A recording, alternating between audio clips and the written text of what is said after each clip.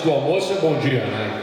Ser governador é enfrentar muitos desafios. Um deles é o de ser o último a falar, depois que tudo já foi falado, e quando está todo mundo com fome esperando, passou por um churrasco aqui na estrada e está todo mundo já querendo almoçar. Então vou ser muito objetivo, mas quero saudar o prefeito Gustavo Terra. E vocês viram que não só ele pede, como ele já vem com as condições de pagamento, inclusive, né? Assim, ó. Pode pagar 50 milhões agora, 100 depois, e depois no 27 já vem quase que com um contrato para a gente assinar aqui. Mas a demanda é justa, é absolutamente legítima, eu vou poder falar sobre ela logo em seguida. Quero saudar a Bárbara aqui, nossa primeira-dama, senador Luiz Carlos Reis, deputado Pedro Westphalen, nosso líder de governo, Frederico Antunes, e também os deputados Elton Weber e Aloysio Glasman, que estão conosco, o vereador Carlos Augusto e todos os vereadores, nossos secretários aqui, Clair Kuhn, Hernani Polo, Wilson Kovac, a nossa secretária adjunta Ana Costa, deixar um abraço também ao vice-prefeito Márcio Teixeira Dias, prefeito Marcelo Arruda, nosso presidente da FAMURS, os vice-presidentes da FARSUL, Elmar Conrad e Domingos Velho Lopes, que estão aqui conosco, em nome dele aos sindicatos também ligados à área rural. E saudar muito especialmente o Wilson, que nos recebe aqui nessa propriedade belíssima, com esse cenário que a gente tem aqui ao nosso lado, e também o Evandro Boligon, que nos permitiu fazer lá o início da colheita na sua propriedade. E todos os produtores rurais, em nome deles, todos os agricultores, todos que se dedicam ao agronegócio. Olha, o nosso governo, ele que já está no seu 7º ano, tem uma marca muito forte que é a do diálogo. Nós sempre dialogamos e buscamos trazer, como é o meu perfil, a bola para o centro, que não é ficar brigando uns com os outros, porque o meu papel é resolver os problemas, não é dizer quem é que é culpado pelos problemas. O meu papel é dar soluções e atacar os problemas e não atacar as pessoas. Mas insisto com uma coisa que é importante manifestar aqui: não confundam jamais diálogo e equilíbrio com falta de firmeza, porque nunca faltou firmeza a este governo, nunca faltou convicção profunda, e uma convicção que eu tenho é que quem empreende, quem trabalha e sustenta tudo isso é quem manda e quem tem que ter segurança para investir. Por isso, Domingos, quando tu falas aqui que nós nem esperamos ordem judicial para remover aqueles que estavam fazendo invasão de terra lá em Pedras Altas, é porque essa é uma convicção profunda. Mandamos a polícia imediatamente fazer a remoção, porque aqui não tem baderna, não tem bagunça, a ordem deve ser mantida, e por isso que às vezes confundem eventualmente o governador dialoga, o governador equilibrado, com falta de firmeza. Nunca foi falta de firmeza, foi com firmeza de convicções que nós mandamos para a Assembleia Legislativa o maior conjunto de reformas, privatizações que esse Estado já viu, e que deu essa virada no jogo para que nós pudéssemos estar falando aqui sobre investimentos nos municípios e apoio para quem empreende no nosso Estado. Isso é firmeza, sem precisar passar por cima de ninguém, sem precisar espizinhar quem pensa diferente, porque a gente dialoga, respeita, mas a gente constrói o caminho e entrega os resultados. Então, essa afirmação precisa estar muito clara aqui, diante das incertezas que o cenário da política nos apresenta. Dizer que aqui no Rio Grande do Sul tenho muito orgulho de comandar o nosso Estado pelo 2º mandato, pela primeira vez isso acontece, e podemos estar entregando os resultados que estamos entregando. E nós queremos os nossos produtores com a capacidade de produzir. Quem empreende, todo empreendedor merece respeito, mas o produtor rural é um empreendedor a céu aberto. E este empreendedorismo a céu aberto tem mais riscos, e a gente precisa eliminar esses riscos. Uma parte da eliminação desses riscos vem sim a partir do investimento na irrigação.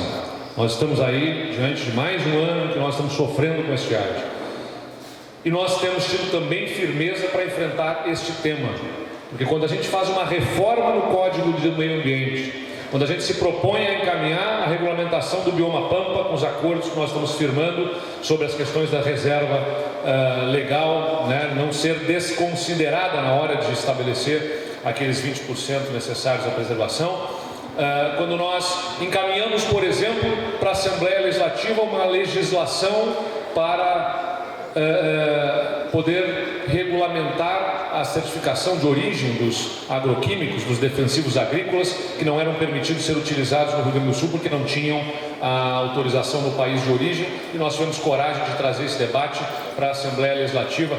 Quando nós fazemos cada uma dessas ações, a gente faz com a coragem e a certeza de que a gente está trabalhando para defender quem empreende aqui no nosso estado. E quando a gente faz a dispensa de licenciamento para pivôs, por exemplo, concentrando o licenciamento no barramento ou na reservação da água, quando a gente faz a delegação de competência para os municípios, para açudes até 25 hectares, para poder multiplicar a capacidade licenciadora, e temos, como foi falado aqui, o desafio ainda de dar toda a capacitação e respaldo para que os municípios, a partir dos seus funcionários, tenham a capacidade de fazer esse processo de licenciamento, para que não se intimidem, não se acanhem, né, e não se omitam também em cumprir o seu papel licenciador nesses casos, para que nós possamos expandir fortemente a irrigação no nosso estado. Eu já disse para o Clair aqui, que estamos cobrando, demandando, falei para ele: ó, Clair, nós mexemos no licenciamento, nós estamos colocando financiamento até R$100 mil, com 20% do investimento sendo custeado pelo estado. E não é como foi em outros governos, que vai pagar a parcela no 4º ano, uma coisa confusa que deixava o pessoal inseguro, como é que ia fazer, e até não só deixava confuso, como deixou para o outro governo pagar, na verdade. Quando foi lançado um programa dessa natureza, nós criamos um programa em que o produtor faz o investimento em irrigação a partir da confirmação que está contemplado no programa do Estado. Quando tiver implantado lá, ele recebe à vista o valor do Estado de até R$100 mil para premiá-lo por esse investimento. E estou cobrando aqui o Clair, porque eu digo: olha, se fizermos 20 mil hectares, será o maior programa da história. E já estamos caminhando para isso, para ser o maior programa da história, mas é muito pouco. A gente tem que fazer 1 milhão de hectares aqui no estado do Rio Grande do Sul de irrigação. E essa é a nossa determinação. E eu peço ajuda de todos, peço ajuda aqui das entidades, da Farsul, de todos os sindicatos, peço ajuda de cada um dos produtores, que eu já determinei também a nossa equipe, que converse com cada um dos produtores para entender onde ainda residem os gargalos, onde tivermos os problemas, os entraves, onde que está, se nós já mexemos no licenciamento e temos financiamento, onde ainda residem os problemas para avançarmos mais fortemente na irrigação, porque onde estiverem os gargalos, nós vamos atuar para garantir que o Estado faça uma expansão robusta da irrigação aqui no Rio Grande. Mas não é só nisso que nós estamos trabalhando. Logo mais nós vamos estar lançando pela Secretaria de Desenvolvimento Rural também um maior programa de recuperação de solos que esse estado já viu. Nós vamos colocar dinheiro na mão do produtor também para comprar os insumos e toda a assistência técnica da nossa Emater para poder ajudar a fazer toda a recuperação dos solos aqui no Rio Grande e assim aumentar a nossa produtividade, entre outras ações. Então, sempre se disse, né, que da porteira para dentro o produtor dá o seu jeito e produz. É verdade, produz muito, mas a gente está vendo que é importante também, da porteira para dentro, o Estado entrar para ajudar, seja na questão da irrigação, ou pelo menos, né, deixar de atrapalhar, ajudar o tanto que puder. Mas a gente sabe que da porteira para fora tem outro desafio, e aí entram as questões da logística para poder escoar essa produção. O prefeito Gustavo estava justamente destacando para mim, quando conversávamos agora no carro, que mudou o perfil do que é o trânsito de caminhões nessas estradas vicinais, na medida em que os próprios produtores, né, investiram em armazenamento de grãos. Então os caminhões que antes iam nos grandes centros para pegar os grãos que tinham se movimentado já por caminhões menores nas estradas vicinais, os caminhões bitrem entram nas estradas vicinais agora para poder ir nas propriedades para pegar essa produção. E isso, né, torna um desafio excepcional. Tanto é que essa rodovia Santa Tecla Tupanciretã, ela está nos demandando investimentos. Já foram investidos 108 milhões de reais e serão até o final dela mais outros 80 milhões de reais. Só nessa rodovia serão quase 200 milhões de reais, porque ela é uma rodovia classe 2, com a capacidade de suportar justamente esses caminhões, acostamento, o gabarito da rodovia. Tudo isso tem que estar adequado à necessidade que ela tem. E assim, né, nós desejamos também avançar para fazer as rodovias aqui de Tupanciretã, Júlio de Castilhos, nosso prefeito Bernardo, que está aqui, e também fazer Tupanciretã, Jari. Já estamos fazendo Jari Toropi, né, e essa vai ser também uma ligação importante regional. Qual é o ponto, né, que o prefeito Gustavo aqui elencou e que preciso compartilhar com vocês? O recurso pela virada de jogo que a gente fez, pelas privatizações que a gente fez, nós temos. O Estado tem capacidade financeira, só que o regime de recuperação fiscal, que foi uma necessidade de avançarmos na assinatura do regime de recuperação fiscal para dispensarmos momentaneamente o pagamento da dívida, impõe para nós o chamado teto de gastos. E o problema que nós estamos buscando resolver com o Ministério da Fazenda é que quando estabeleceram o nosso teto, desconsideraram a inflação de um dos anos, que foi uma inflação pesada, que foi o ano de 2021, foram quase 10% de inflação que teve naquele ano. Então o nosso teto ficou mais baixo e está nos limitando nesse momento a ampliação das despesas e investimentos que são estratégicos. O que nós estamos mostrando para o Ministério da Fazenda é que nós temos a capacidade fiscal e o que nós queremos usar desses recursos que nós temos não é para aumentar o custeio da máquina, mas é para fazer investimentos que vão gerar ao Estado melhor condição de competitividade para que nós possamos expandir produção, alcançar novos mercados com custos menores para os nossos produtores e assim fazer rodar um ciclo virtuoso da economia gaúcha que nos vai fazer ser capazes de honrar os nossos compromissos todos, tanto os da máquina pública quanto aqueles relacionados à dívida com a União.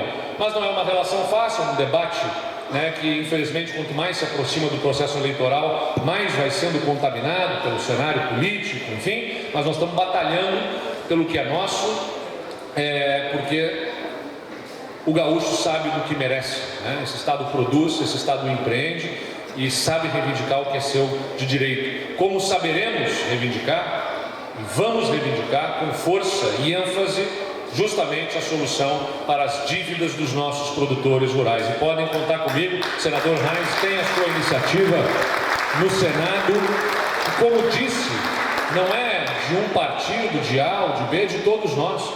O Rio Grande deu ao Brasil, né, como foi falado com muita propriedade aqui pelo Domingos,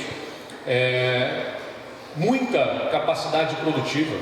Os gaúchos ocuparam o oeste de Santa Catarina, o oeste do Paraná, o centro-oeste brasileiro e até parte dos estados do norte, que revelam hoje uma capacidade produtiva muito pela atuação dos gaúchos.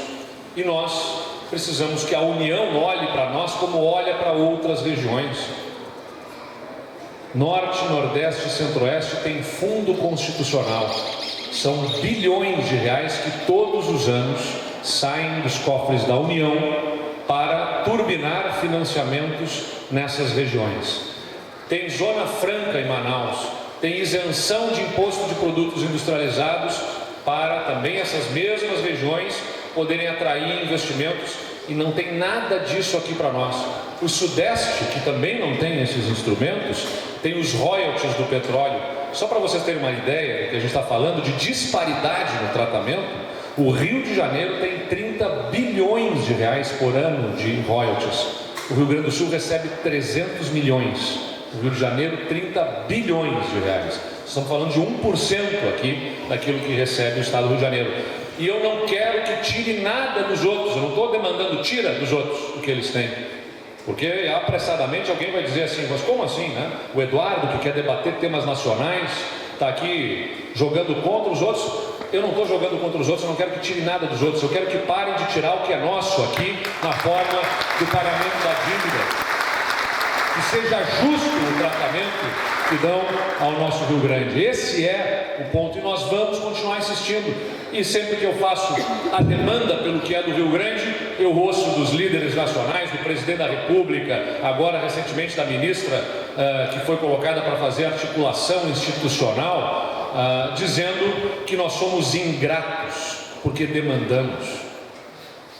Nós não somos ingratos. Nós sabemos reivindicar o que é nosso. A gente agradece o que fazem por nós, mas a gente sabe muito bem que esse Estado merece muito mais e nós vamos continuar insistindo, persistindo e brigando pelo que é do Rio Grande. Então,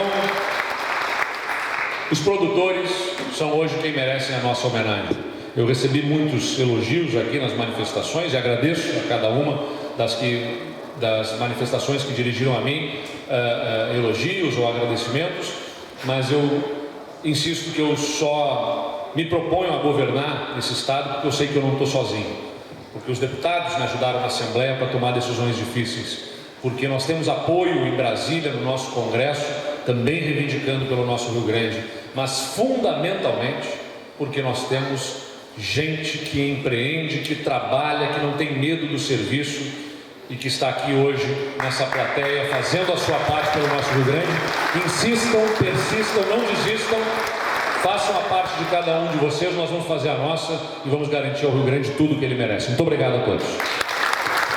A mensagem aqui, irrigação, déficit zero.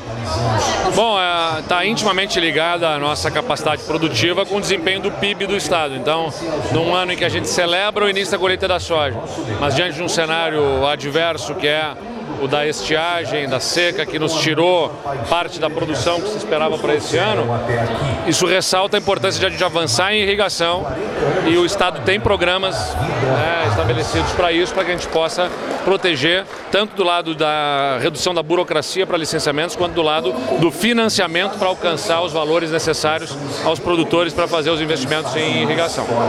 Governador, o senhor já esteve várias vezes aqui, várias coisas foram atendidas, inclusive quando lhe questionamos sobre a estrada Tupã-Jari, o senhor disse, deixa eu falar primeiro do que está sendo feito. Mas a gente sempre fica naquela pressão. Tupã-Jari é possível ter esse início mesmo? Sai antes Júlio de Castilhos, o contorno de Tupã-Seretã é viável? A gente está com um volume de obras muito grande pelo estado todo, né? A gente já concluiu 24 acessos asfálticos e temos hoje outros 20 em obras no estado. E ainda remanescem outros 18 que precisam ser feitos. Além disso, nós estamos fazendo obras de ligação regional, como é a de Tupã-Seretã Santa Tecla, que tem já um investimento maior de 100 milhões de reais e ainda temos 80 milhões de reais de investimentos a serem feitos. E temos um limite do nosso teto de gastos, que é o volume de despesas a mais que o Estado pode fazer. Nós estamos num processo de negociação com o governo federal, buscando ampliar esse espaço ampliado. Nós temos os recursos para podermos avançar nessas obras que são estratégicas. E consideramos uma das obras, duas das obras prioritárias, Tupã-Seretã-Jari, Tupã-Seretã Júlio de Castilhos. A gente está com projetos já encaminhados para Tupã-Seretã Júlio de Castilhos e em processo aí de encaminhamento de projetos para Tupã-Seretã-Jari. Então nós precisamos abrir esse espaço na possibilidade dos gastos do governo e, se tivermos essa confirmação, são obras que a gente pretende priorizar nos investimentos ao longo desses últimos 1 ano e meio aí que a gente tem pela frente. Governador, falando em obras, hoje o Hospital de Brasilina Terra recebeu o centro cirúrgico, uma obra tão importante. O senhor esteve lá mais cedo, falar um pouco para a imprensa desse momento para a saúde tupã-seretanense, por gentileza. São quase R$1 milhão investidos ali para fazer toda a requalificação do centro de materiais esterilizados e também do centro do bloco cirúrgico do hospital, que dão a ele a condição de retomar cirurgias e assim aproximar o atendimento de cirurgias de média e alta complexidade da população aqui de Tupã-Seretã e da região, naturalmente, para que viesse a ser referenciada para cá. Então é um avanço na saúde da região que é importante mencionar para todos. Além desse valor aqui no Hospital Brasilina Terra, a gente está fazendo investimentos que são mais de 600 milhões de reais distribuídos em mais de 130, quase 140 hospitais no Rio Grande do Sul por todas as regiões. Então a saúde está avançando para melhorar, para trazer mais qualidade de vida para a nossa população. O Kovács, Wilson Kovács, hoje aqui, temos dizer que hoje saímos com uma lavada aqui, uma integração muito grande entre o produtor rural, entre o agronegócio, o governo do estado. É uma lição muito grande.